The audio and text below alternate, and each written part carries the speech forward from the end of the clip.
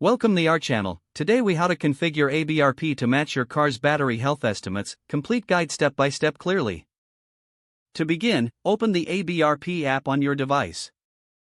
If you haven't already, create an account or log in to your existing one. Once logged in, navigate to the car selection menu. Choose your specific car model from the list provided. After selecting your car, go to the settings or configuration menu.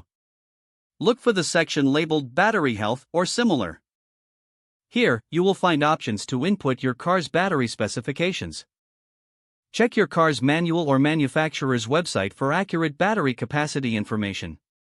Input the nominal battery capacity into the appropriate field. Next, find the current state of health for your battery.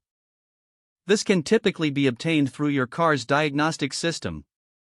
Enter the state of health percentage as it applies to your battery. If your battery health is around 80%, input that figure directly.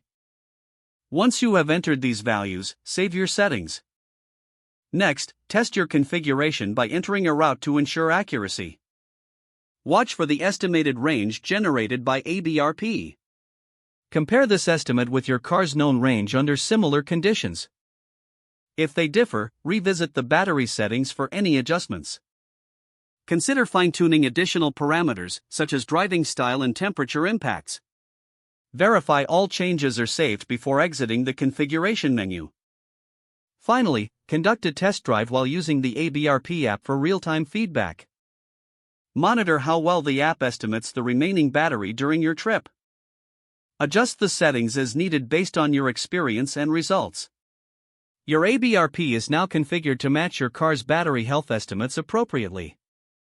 If the page does not load, refresh the browser or try again in a private or incognito window.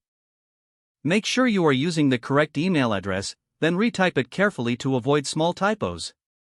If your password is not accepted, use the reset option and create a new strong password you can remember. Check your spam folder for verification or security emails, then complete any requested confirmation steps. Don't forget to like this video and subscribe to our channel for more step-by-step tech guides.